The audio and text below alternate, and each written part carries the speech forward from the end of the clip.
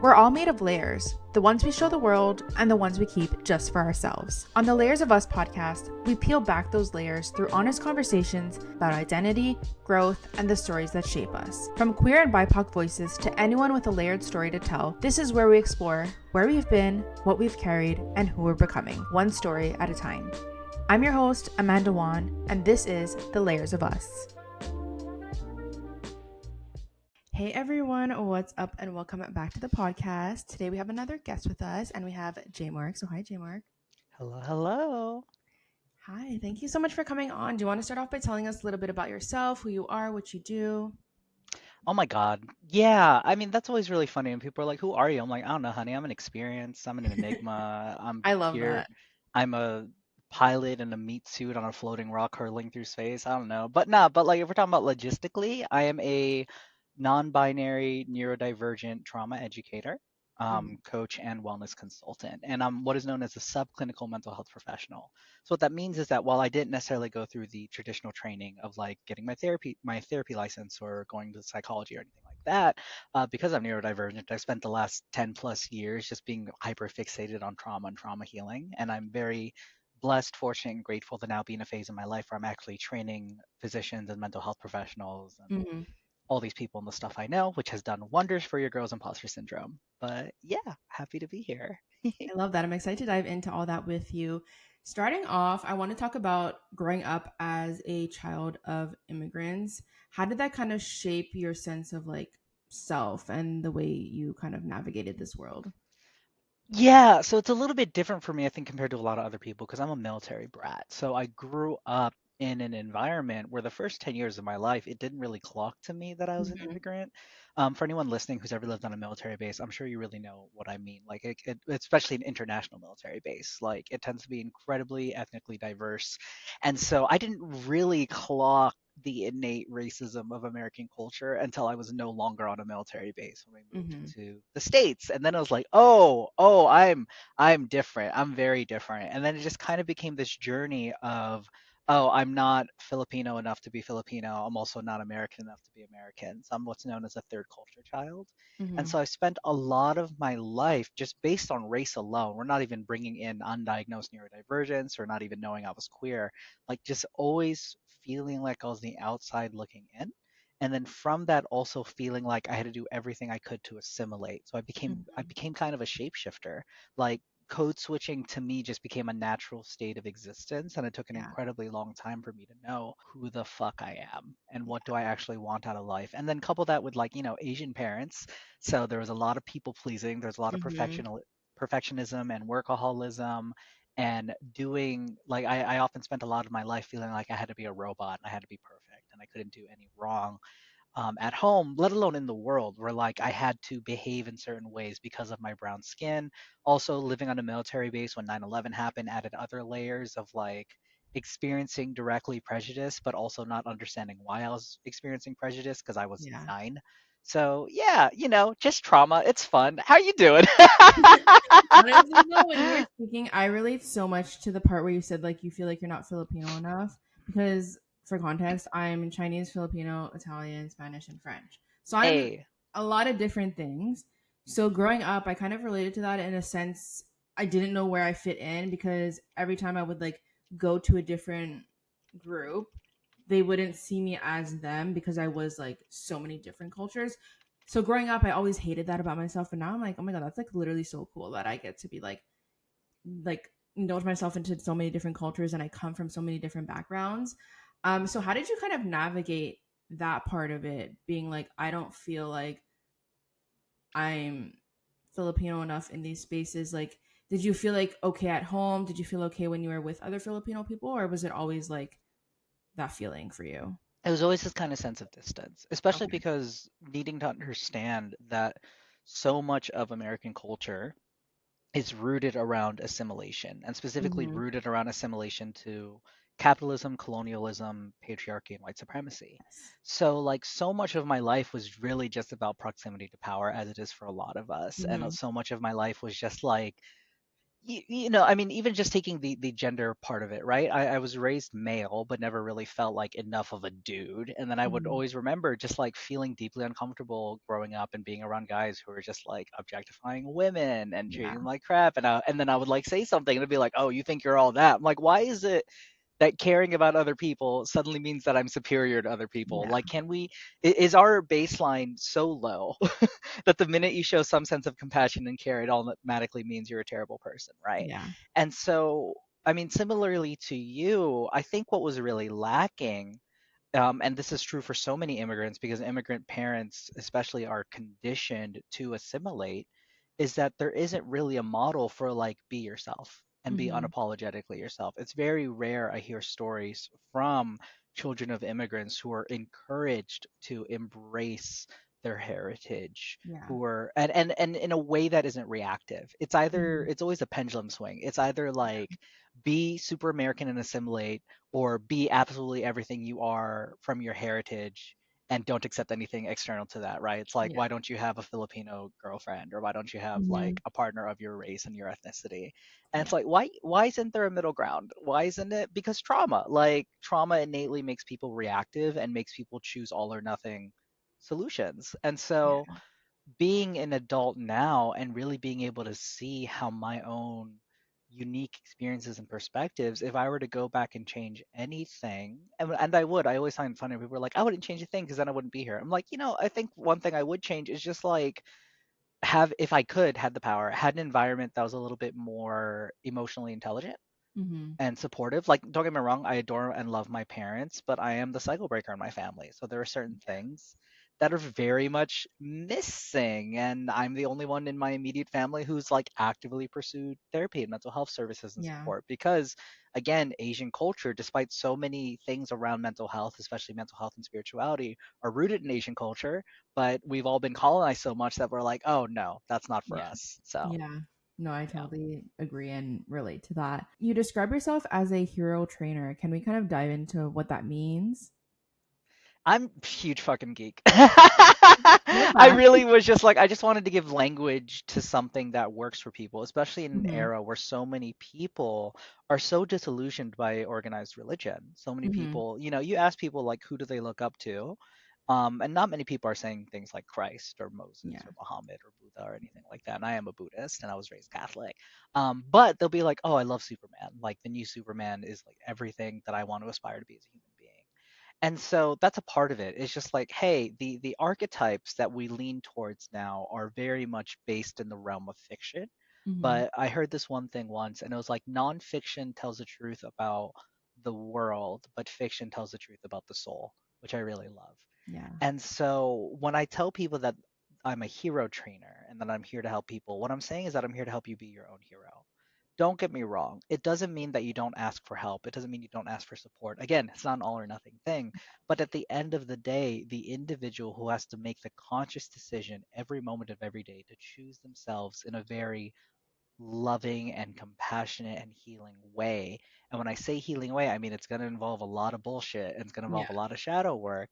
You have to be that hero for yourself. And there's actually a mantra that I give all of my clients that I work, which I'll give your audience right now. And it's very simple. And you all can literally just like write this on your mirror and say this to yourself 3 times in the morning, 3 times in the evening, with a smile on your face, even if you don't feel like smiling, because it tricks your brain into Mhm. thinking it Yeah. needs to produce endorphins and serotonin. It's I'm the only one who can save myself. I choose to save myself. I'm worthy of being saved. So it's recognition, it's declaration of intent, and then belief.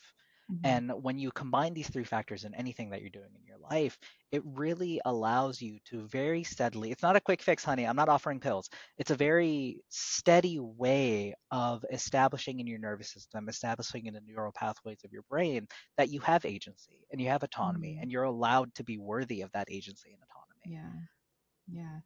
And talking about trauma and all this, you've been open about how your wake up call kind of came from one of like the most difficult parts and like periods of your life. What kind of shifted for you in that moment and how did you like start to be like I'm going to choose myself? Yeah, so for context, I was I've been with my spouse now for 10 years, married for 7. And the first 5 years of our relationship, I was their full-time caregiver. I want to be so clear. It wasn't like I was hired and we had a weird power Yeah. dynamic. Like we started dating, their health went south, and then I became a full-time caregiver. Hmm. And they had chronic fatigue syndrome, fibromyalgia, and POTS. So there'd be weeks at a time where they couldn't get out of bed, and weeks at a time where they had to use a bedside commode, and I had to hold them up while they used it, and I had to do like nursing care, Hmm. home level care. And then we discovered that it was actually possible to recover from these conditions, despite so many physicians telling us, like, this is the rest of your life. And learning that things like chronic fatigue syndrome and fibromyalgia can be rooted in unhealed CPTSD and PTSD. And that is, unfortunately for us, where Ezra's conditions were rooted in, um, allowed us to take a different path forward, one that isn't, that research is still catching up to, the idea that you can heal and rewire trauma. And so when Ezra got better, I got worse because Hmm. it turned out that while I do love them and I was taking care of them from a very compassionate place, there was this insidious subconscious narrative of like, this proves I'm a good person. Hmm. And I can run away from all my bullshit because I'm being a good person right now. And so they healed. I got worse. I became very heavily lost in like suicidal ideation. Hmm. And we had this big blow up fight, and it was right before they were getting ready to go into med school for their first year. And they're like, I just looked up how to get a divorce. And I was like, okay, say more. And they're like, well, if you are already having difficulty now when I'm not in school, it's not going to get easier when med school starts. And I don't want to hold you back from your healing, and I can't afford to have you hold me back from med school. And I was like, okay, how can I support you? And they said, I don't know, I feel numb. Hmm. That was the moment that woke me up. It wasn't realizing I was suicidal. It wasn't Ezra asking for a divorce. It was really confronting that between the two of us, I was the emotionally intelligent one for the first few years of our relationship. They weren't able to discern between like anything beyond happy, sad, or angry. Yeah. And to witness them go from barely ambulatory, emotionally shut down and dissociated, to thriving, going on hikes every weekend, doing yoga every day, accessing the full spectrum of emotions, to being numb was a huge existential slap to the face of like, Hmm. oh, my bullshit is actually causing harm to the most important person in my life. And then it was like this kind of life flash before your eyes moment where I saw with great clarity the ways in which my neuroses, my trauma, my victim complex, and again, I say victim complex because, of course, I'm brown. And this also, all of this happened for me like during the Trump administration, Yeah. the first one. And so, like, there was very valid reasons to be angry as a brown, Yes. queer, 100%. neurodivergent person, right? Like, as a neurodivergent person, I am technically disabled. And so, to realize that like no matter how much pain I am in, and no matter how valid it is for me to be angry, no matter how valid it is for me to be upset, no matter how valid it is for me Hmm. to be dissociated, what isn't valid is the fact that in my pain I was causing so much harm to so many other people and perpetuating so much harm. At that same time that Ezra was having that talk with me, I had also been in a fight with my best friend for over a year. And at this point, we've been friends for almost 2 decades. Hmm. And so I really had to confront my shit and I had to be like, oh, yeah, if I don't take care of myself, if I continue this cycle of reactivity, of trauma responses, of dissociation, of chasing, whatever it is I'm chasing, I am going to destroy every connection I have. Hmm. And in doing so, I'm going to hurt so many more people. And that is not okay with me. And the only path forward I see is changing myself Hmm. and really doing the work, no longer intellectualizing the work that I've been intellectualizing at that point for 5 years, but actually shifting from the intellectualization of trauma and trauma healing into the embodiment, which is a missing component for a lot of people. Hmm. And so that was the shift. It was literally just like the shame narratives fell away, Yeah. is the interesting thing. Like I had such a direct confrontation with how much harm I caused, but there wasn't shame because you can't shame yourself into healing. Yeah. It was just a realization that like I have a choice to make. I can either completely shut down, fall apart, break, or I can break open. And I'm fortunate, and I want to be so clear here, fortunate that I made the right choice for myself Hmm. because not everyone does that. And I recognize that there are components of like support that I have that not a lot of other people have that allowed me to make that decision and Yeah. that choice. But yeah, that's how it happened. Yeah. And what were like the next steps that you took after kind of realizing that and that shift to help yourself? The first thing I had to do was have a very real conversation with my parents. Hmm. because every time I spoke to them, I would get re-triggered. Or even think about them, I would get re-triggered because your brain doesn't know the difference between fiction and reality. And so I had to tell them, like, I know you're not going to understand this. I know it's going to deeply hurt you, but I actually have to cut off contact for a while because every time I talk to you, I feel like I'm a kid again. Mm-hmm. And I need to feel like I'm my current age. I need to feel like I'm Yeah. an adult. And that was a conversation I should have had with them like years before I did. But every time I was gonna have that conversation, I was still in that phase of like it's my parents' fault for everything, full of Yeah. resentment, hate. And like no matter what, when you make that difficult decision, it's going to cause harm. And it was so important to me that when the time came, I did it from a space of pure love Yeah. and pure compassion. And so I was like, listen, I know you're not gonna understand this. I know it's really gonna hurt you, but I need to heal this. I need to be present. And Mm-hmm. to this day, they still don't really understand, but they can see that I'm thriving. They can see Yeah. that there's been a radical shift. And then I emailed my corporate job that I was at the time, and I was like, "Hey, I'm suicidal. Fire me or don't. I don't care." And fortunately, they gave me 3 months of FMLA. Okay. Didn't get any of that money until the end of my FMLA, which was really, really Wow. frustrating Yeah. because that was awful. Because it was like, "Oh, I have Mm-hmm. 3 months, but no money," so I had Yeah. to really dip into my savings. But again, like best thing I had to do for me was just hard stop everything. I had a production company at the time, and I sent a message to all our fans and my team, and I was like, "Hey, I can't do this anymore. I'm completely shut down, and this is not helping. I need to just remove any obstacle that's in the way of me healing my shit." And Mm-hmm. fortunately, that worked out. And so, yeah, a lot of it, I mean, initially, straight out the gate, was just removal of obstacles so that Yeah. I could have more clarity on what path to take forward for myself. Yeah. And talking about like healing, different ways to do that. You've worked with modalities ranging from tantric Buddhism to neuroplasticity and NLP. How do you kind of weave together ancient wisdom and like modern day science into like your healing approaches for yourself and for your clients? Yeah, I very much take a mind body spirit approach. Mm-hmm. So in my program Alchemizing Authenticity, we start with the brain. And it's very like I'm just going to give you a month worth of lectures around the brain, how trauma manifests in the brain, how stress impacts the brain and the physiology of the body, all of that stuff. Because what's funny is that with science, it's very much like we don't use faith on everything. It's just all Yeah. science. And then all spirit is like blind faith with everything, Mm-hmm. no science. And I'm very much like middle ground, honey. Yeah. Like, let's middle ground it. If I'm going to offer you science, there'll be a little bit layer of spirituality to it. If you're a heavily spiritual person, I'm going to ground it back in reality because there runs this risk of spiritual bypassing. So if I was to tell someone like, hey, this trauma healing program can work if you do the work and just have faith, but I don't give any concrete evidence for that faith, the minute it stops working, the faith is destroyed. Yeah. And in Buddhism, the Buddha has a really great quote. Just as one would examine gold through burning, cutting, and rubbing, so should monks and scholars examine my words. Only thus should they be accepted, but not merely out of respect for me. In Buddhism, we say blind faith is stupid faith. And so the integration of it all is literally just like, let's start with the mind. Let's go into body. So how do we somatically start doing this work and embodying it day to day? And then let's go into the spirit. And the spirituality is literally just engaging with the fact that we're humans and we do have a higher level of conscious, direct interaction with this world that we live in. Yeah. So the spirituality work is just really connecting back to the heart. And then Mm-hmm. also, there's a really great movie I highly recommend everyone watch. It's called Dalai Lama Scientist.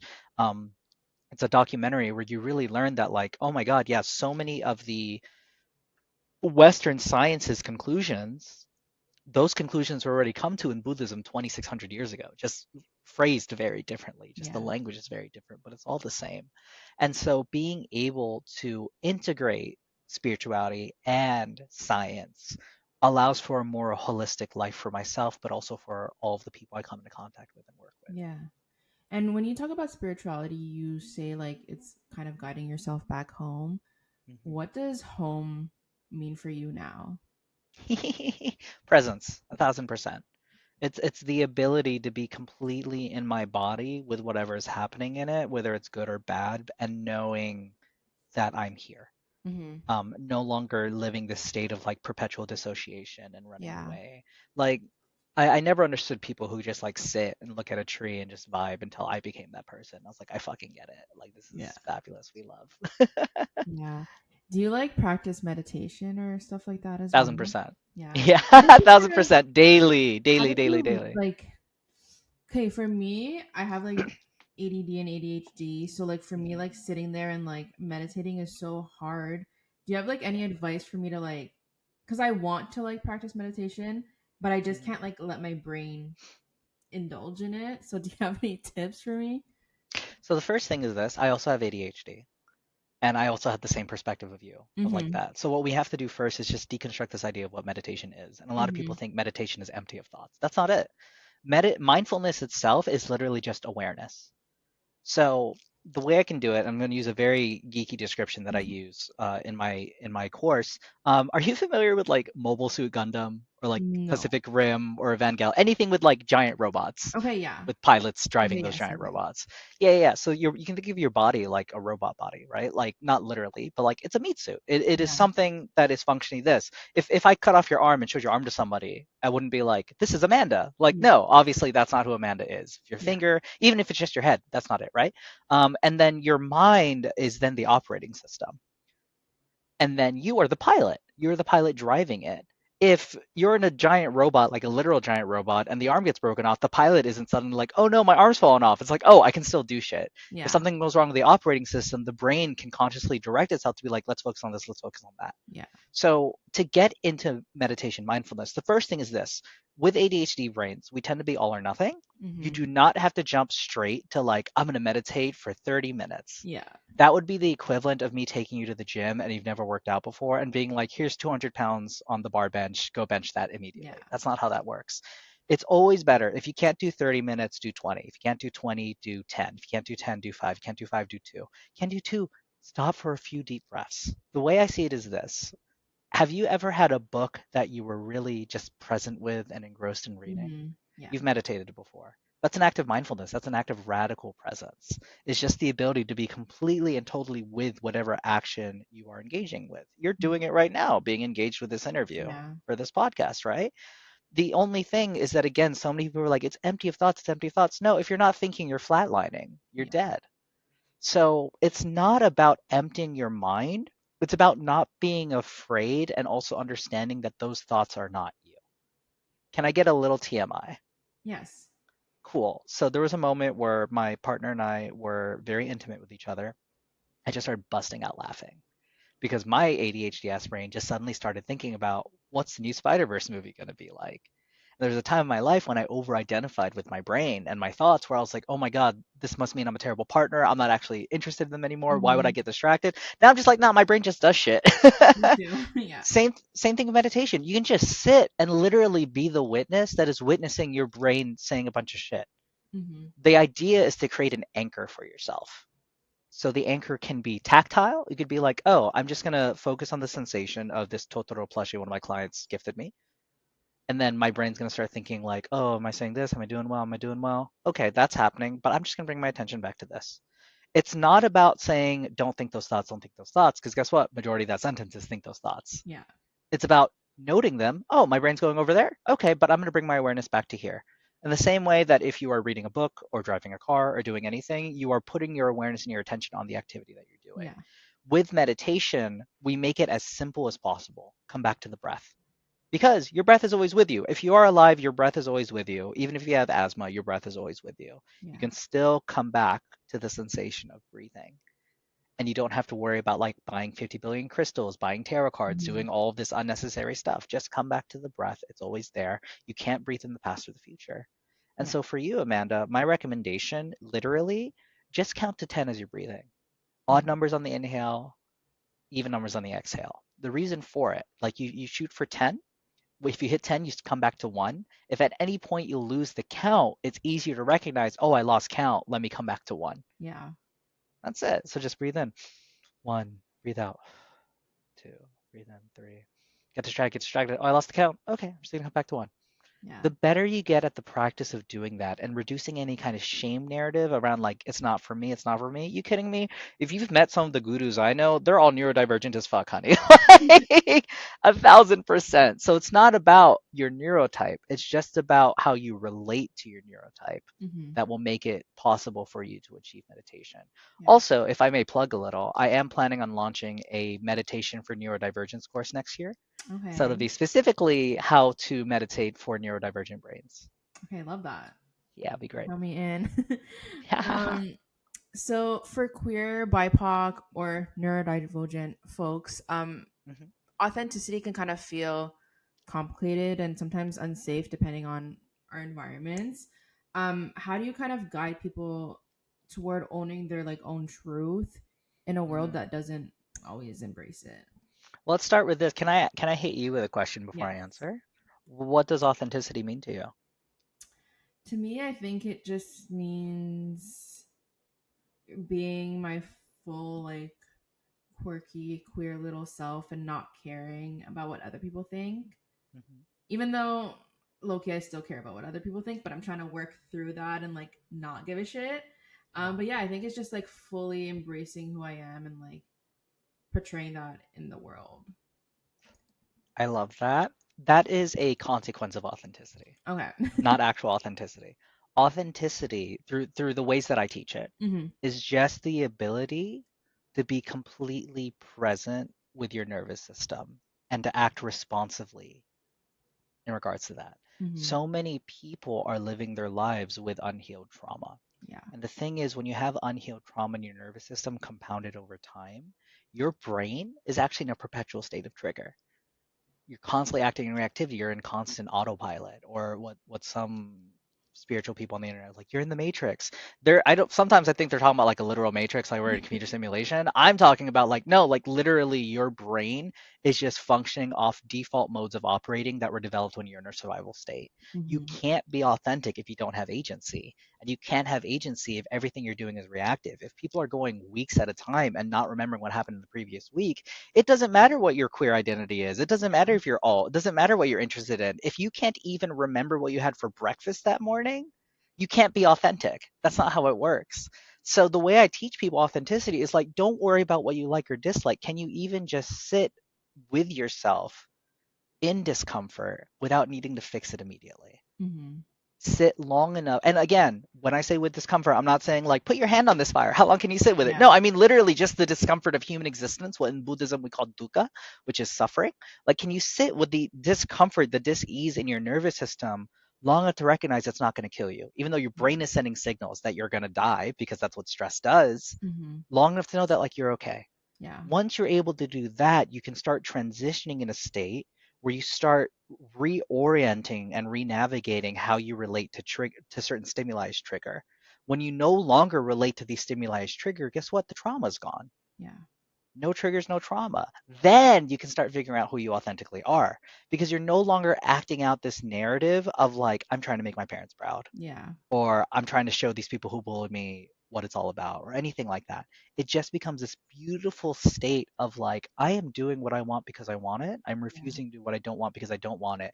And it's not because of anyone else. Whenever I think about like people who go through rebellious phase or like especially like prepubescent teenagers in the Mm-hmm. rebel phase, and it's like you're seeking who you are, but you're not fully embracing it because it's still being done as a reaction to the people you are rebelling against, Yeah. as opposed to like where I'm at in my life now. I'm 33 next month. I got two tattoos, June and July, first time in my life, and it wasn't out of a state of rebellion. It was like I'm doing this for me, and I'm Yeah. so glad I waited so long to get tattoos because like there's no way in hell I'm gonna regret these. Yeah. I'm not just doing it to prove a point. And for me, that's where authenticity is. Like me, I came out at 28 years old to myself and to the world. And when I came out, because I had been put in a box for so long as being Asian, I was like, I just happen to be non-binary. I'm not going to make it my whole personality, anything like that. And I was very comfortable with that. As soon as Trump was president, I very consciously was like, I am going to be more vocal, more Mm-hmm. present, and more unapologetically visibly queer. Yeah. Because I know by me doing it in such a way that is empowered, where my defiance isn't I'm defying you, it's I'm loving me, Yeah. that can inspire, support, and uplift so many other queer people in the Mm-hmm. world. And 100%. so it's still from the stage of responsiveness. Yeah. Yeah. Does that answer? I hope that answered your No, it did. question. It did. 100%. Fabulous. And like talking about being like a trauma conscious coach and working with clients, what do you offer? Like if someone's listening to this right now and they're like, "Oh, like I would love to work with them." Yeah. What are your offerings? Oh my goodness. Yeah. So I do one-on-one private coaching with people. My rule for people, if they want one-on-one private coaching with me, is we have to have an onboarding call first because Hmm. I need to see if we're a good fit. Yeah. And I need to tell them what to expect. Like one of the things you have to expect when you really start doing trauma healing work to this level and depth is at some point you're going to feel like it's not working. In fact, at Hmm. some point you're going to feel like you're getting worse. The reason being, with trauma in your nervous system, your brain becomes addicted to and normalizes the production of stress chemicals.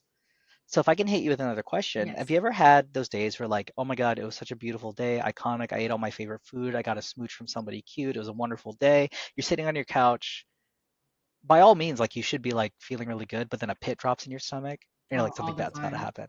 So what's happening there is your brain's like, hey, this dopamine, this oxytocin, this serotonin, this endorphins, the happy chemicals, they're really nice, but we need our heroin. So here's some cortisol and adrenaline. Hmm. But because people are so disembodied, instead of recognizing that their brain is just producing stress chemicals because it's been normalized and they can just sit with that feeling, it immediately jumps to anxious stories. Oh my God, what if I kissed that person, but they didn't actually want to be kissed, even though they kissed you for, you know what I mean? Yeah. Like all these narratives pop in your brain.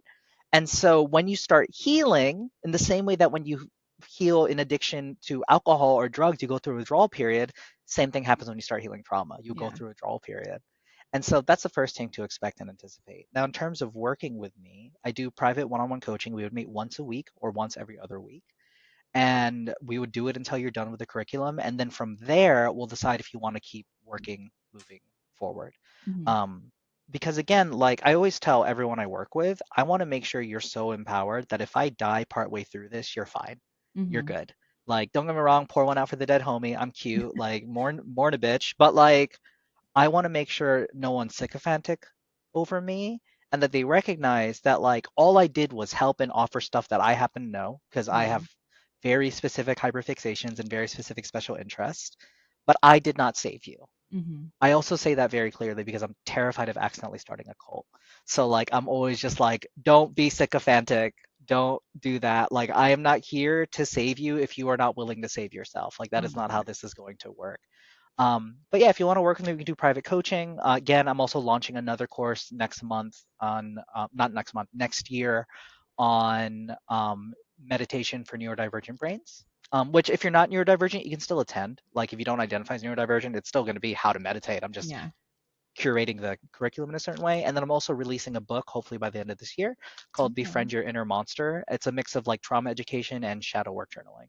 I love So that. those are some ways to work with me. And you could also find me on Substack if you enjoy very in-depth, unnecessary analyses of pop culture relating Oh, back I love to that. mental health. Like I wrote an essay about how Wicked teaches authenticity as a weapon against authoritarianism. No, I love that. I feel like Yeah. like for some people, comparing it to like current events and things that are going on, that just like makes people understand it better. I mean, for me at least. Yeah, no, exactly. I once did a video where I was like, oh yeah, Gavin Newsom is totally President Coin from Hunger Games. Hmm. Like, y'all can be hype, but at some point you have to accept he's not the one to lead. Yeah. So talking about your coaching, you've been able to witness people kind of find themselves back from like the darkest parts of their life. Mm-hmm. What kind of patterns, if any, do you see most people like most often in people that are trying to heal themselves? Patterns in which way? Kind of like maybe things that people kind of feel stuck in the same like if I sometimes for me like when I go to therapy and stuff, I kind of do this thing where I'm like, oh, like I feel like this, but I know like other people have it worse. So like that kind of like makes me feel stuck in my healing process because I'm always like, yeah, my life sucks, but like I know other people have it worse, so like maybe I should just get over it type of thing. Like patterns like Mhm. that. So it's funny you should say that, because I have a part of my program is I hit people with these things that I call like edgy truths. Hmm. And the edgy truths are just like context and phrases that I've put together to kind of show people like, hey, these are things to just be mindful of that your brain will do that will kind of get in your way. So let me pull this John up for you so you can or so I can read some of it out to you because it really is just like, oh yeah, that's the thing, that's the T. So one of the first things I tell people, oops, is again, you can't shame yourself into healing. Yeah. So that's one of the first patterns is that a lot of people come to me and there's a lot of shame in their nervous system. And there's a lot of like, I should be doing better. I should have known Hmm. better. I should have done this. I'm like, how's that helping? Is that Yeah. helping you? Is that really working? Do you have energy in the day when you wake up like, I'm a piece of shit? Like, does that make you want to do something about it? No, like, that's not how that works. That's the first thing. It's just like, yeah, you can't shame yourself into healing. And it's important to do that. The second thing is this kind of like, I know everything, especially because I do work with a lot of neurodivergent brains. And so sometimes people do a lot of reading. And like in Hmm. some ways, they're maybe even more well read than I am. But the issue again is that when you're doing this work, you have to have a beginner's mind. You have to be Yeah. more open minded. So there's that. Another one is not making healing your number one priority.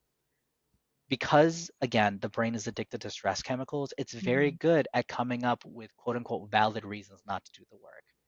I can't take care of myself. I have kids. Oh, I can't do this right now. I started a new job.